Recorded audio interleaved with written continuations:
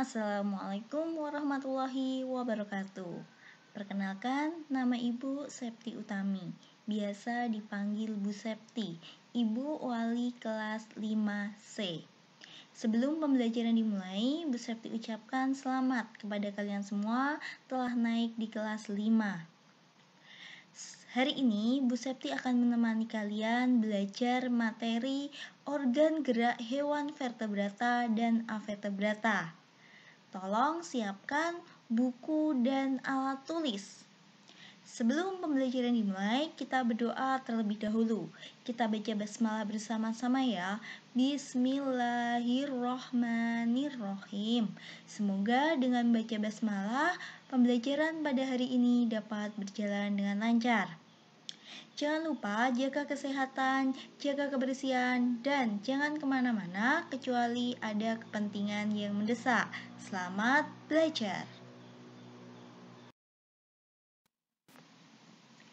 Baiklah, pembelajaran pada hari ini akan kita mulai dari hewan vertebrata.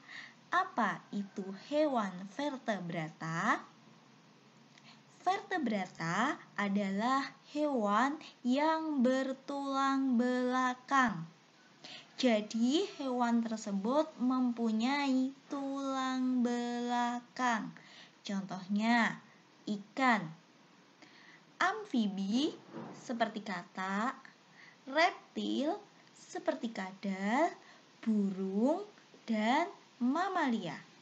Contohnya mamalia, ada kambing, ada sapi, dan lain sebagainya.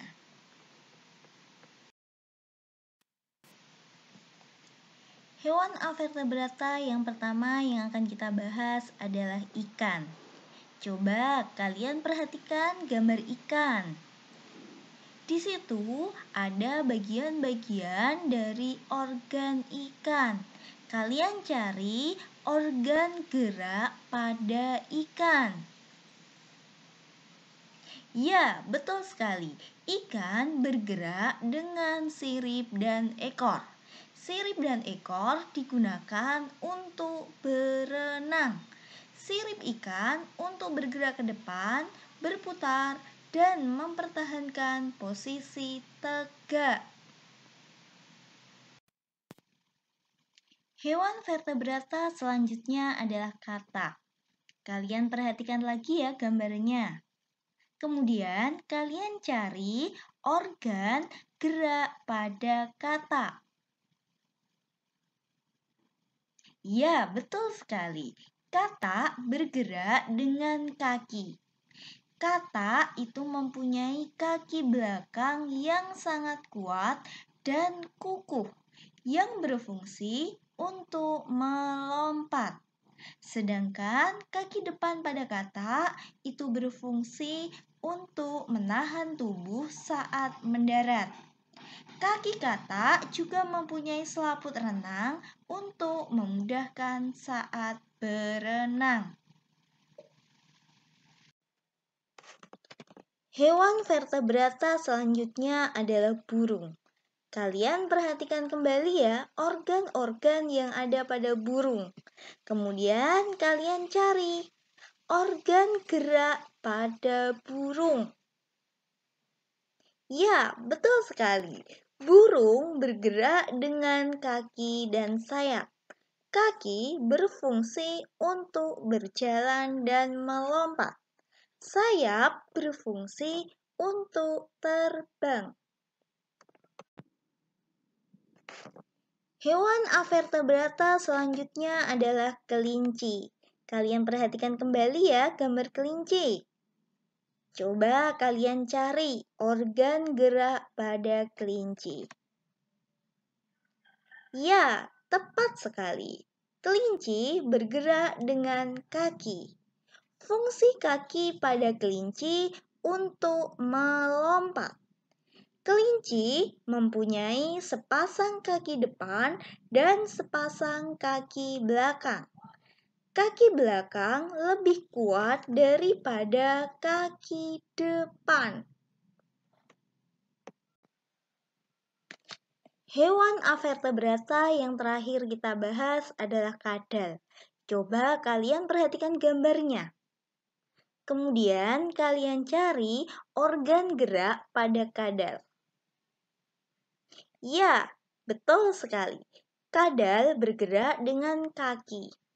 Kadal mempunyai dua pasang kaki depan dan belakang yang fungsinya untuk berjalan dan memanjat. Sekarang kita akan membahas hewan avertebrata. Apa itu hewan avertebrata?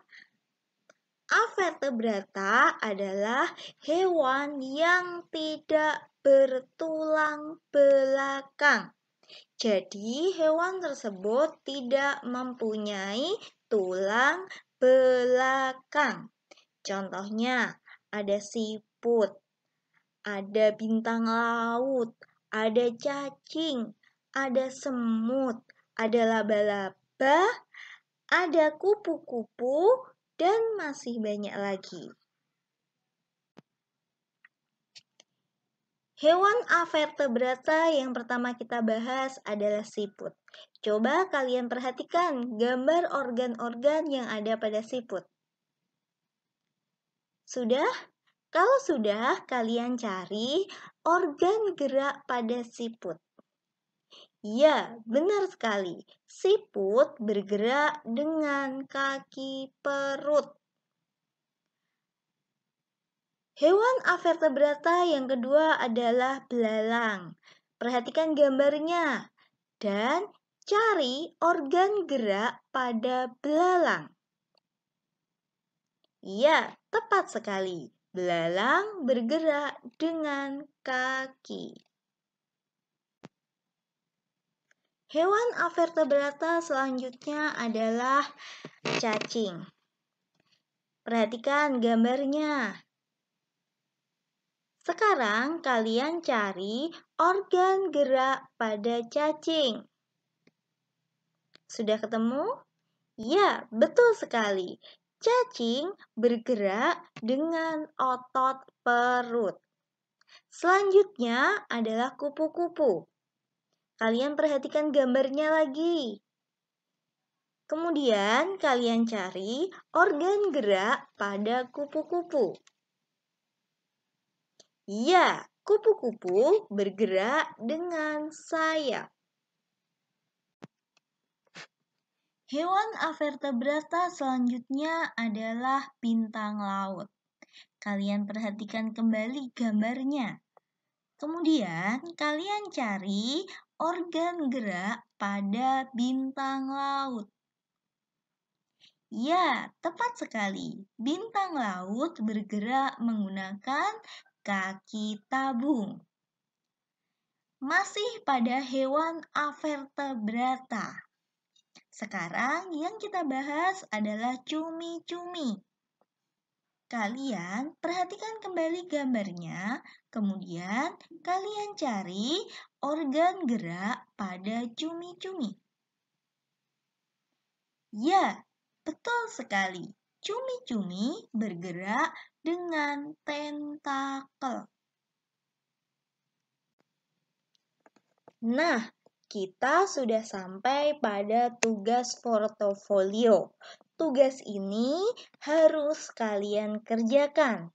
Setelah memahami dan mempelajari materi dari buku dan video, sekarang kalian membuat mind mapping atau peta konsep tentang organ gerak pada hewan avertebrata dan vertebrata.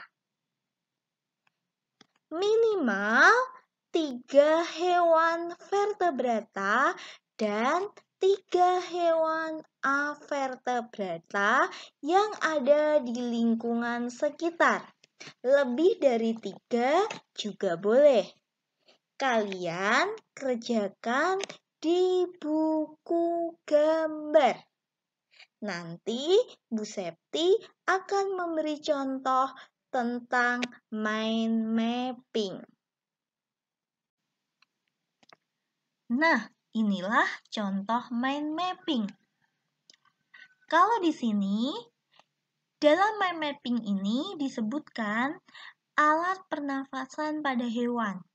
Bu Septi akan memberi contoh satu, yaitu serangga. Di sini ada gambar serangga. Kemudian ada nama hewannya. Ada juga disebutkan serangga bernafas dengan stigma. Nanti ketika kalian membuat mind mapping tentang organ gerak pada hewan vertebrata dan avertebrata, buatlah seperti ini. Kalian tulis nama hewannya. Kemudian kalian tulis alat atau organ yang digunakan untuk bergerak. Kemudian kalian gambar juga hewannya. Setelah itu, kalian warnai. Silakan kalian kerjakan di buku gambar. Sebelum kalian mengerjakan, perhatikan contoh mind mapping ini dulu. Perhatikan baik-baik ya.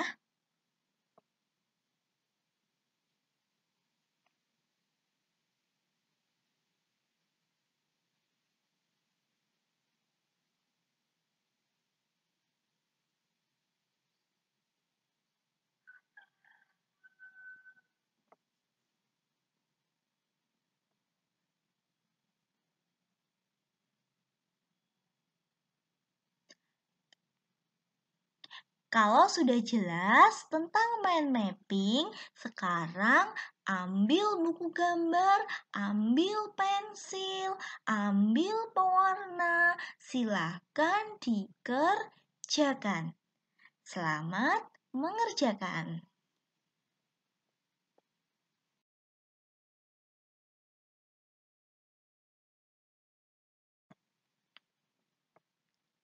Demikian pembelajaran pada hari ini. Dari Bu Septi, Assalamualaikum warahmatullahi wabarakatuh. Sampai bertemu kembali pada pembelajaran selanjutnya.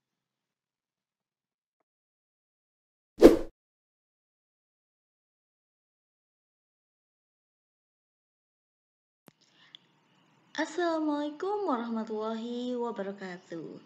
Berjumpa kembali dengan Bu Septi. Hari ini Bu Septi akan menemani kalian belajar dari rumah materi gambar ilustrasi. Sebelum pembelajaran kita mulai, alangkah baiknya kita berdoa terlebih dahulu. Kita baca basmalah bersama-sama ya. Bismillahirrahmanirrahim. Semoga pembelajaran pada hari ini dapat berjalan dengan lancar. Jangan lupa jaga kesehatan, jaga kebersihan, dan jangan kemana-mana kecuali ada keperluan yang mendesak. Selamat belajar! Sebelum kita membahas gambar ilustrasi, kita akan bahas dulu gambar cerita. Gambar cerita merupakan gambar atau serangkaian gambar yang mengandung sebuah cerita. Contoh gambar cerita adalah gambar ilustrasi. Jadi, gambar ilustrasi itu merupakan bagian dari gambar cerita. Sekarang, apa itu gambar ilustrasi? Gambar ilustrasi merupakan gambar yang mendukung isi sebuah bacaan atau teks. Gambar ilustrasi itu dibedakan menjadi dua. Yang pertama, gambar yang berupa foto. Kemudian yang kedua adalah gambar tangan. Gambar tangan maksudnya gambar yang dibuat dengan tangan. Apa tujuannya dari gambar ilustrasi? Tujuannya adalah memperjelas, memperindah, dan menerangkan isi bacaan.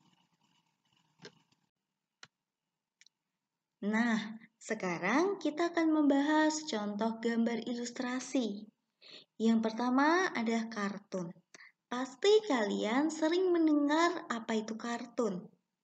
Ya, kartun itu merupakan gambar yang memiliki fungsi hiburan. Di sini Ibu contohkan Doraemon. Contoh yang kedua, gambar ilustrasi adalah karikatur. Apa itu karikatur? Karikatur itu merupakan gambar ilustrasi humor yang melebih-lebihkan. Perhatikan contohnya. Di sini ada gambar orang naik sepeda. Pada gambar, kepala orangnya lebih besar daripada badannya. Berarti gambar ini gambarnya dilebih-lebihkan.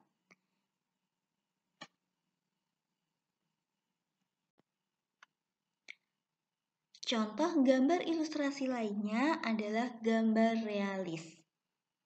Gambar realis itu merupakan gambar yang dibuat seperti aslinya. Baik warna, bentuk, maupun ukuran itu sama. Contoh, di sini ada gambar pisang. Perhatikan gambarnya baik-baik. Warnanya sama, bentuknya sama, ukurannya sama. Itulah gambar realis. Contoh lain dari gambar ilustrasi adalah gambar dekoratif. Gambar dekoratif itu merupakan gambar yang bercorak dekor. Biasanya digunakan untuk penghias bidang datar. Contoh, ada sebuah lukisan yang ditempelkan di tembok. Itulah contoh dari gambar dekoratif. Nah, sekarang kita akan belajar langkah-langkah membuat gambar ilustrasi. Langkah-langkahnya ada 3. Yang pertama, menentukan gagasan. Yang kedua, membuat sketsa. Yang ketiga adalah pewarnaan. Sekarang kita bahas yang pertama dulu, yaitu menentukan gagasan. Nama lainnya gagasan itu adalah ide. Ide cerita. Kalian mau membuat cerita itu seperti apa?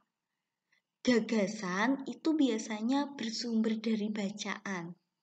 Kalau kalian sudah selesai menentukan gagasan atau ide, kemudian tentukanlah adegan apa yang akan kalian gambar. Kemudian, siapa saja tokohnya, bagaimana suasananya, serta media apa yang akan kalian gunakan. Itulah menentukan gagasan. Sekarang yang kedua, membuat sketsa. Sketsa itu adalah rancangan gambar yang dibuat sesuai dengan gagasan atau ide yang telah kalian tentukan. Sketsa itu lebih baik dibuat dengan pensil. Membuat sketsa itu harus hati-hati. Kalian harus memperhatikan bagaimana tata letak dan ukuran gambar, biar nanti hasilnya bagus. Kemudian, setelah selesai membuat sketsa, langkah terakhir adalah kalian bisa mewarnainya. Kalian bisa menggunakan cat air, cat minyak, pensil warna, spidol, krayon untuk mewarnai sketsa yang telah kalian gambar. Itulah langkah-langkah membuat gambar ilustrasi. Tadi kita sudah menentukan langkah-langkah apa saja yang harus kita lakukan dalam menggambar ilustrasi. Sekarang yang akan kita bahas adalah media gambar apa saja yang dapat digunakan. Ada 2 macam media ya. Yang pertama adalah media alas. Media alas itu merupakan media atau tempat untuk menuangkan gambar. Jadi, ketika kalian mau menggambar, kalian tuh mau menggunakan apa? Kanvas, kain, kertas, kaca, bahkan dengan komputer pun bisa. Yang kedua adalah media pewarnaan. Contohnya, ada pensil warna, ada cat air, ada krayon, dan masih banyak lagi. Itulah media pewarnaan.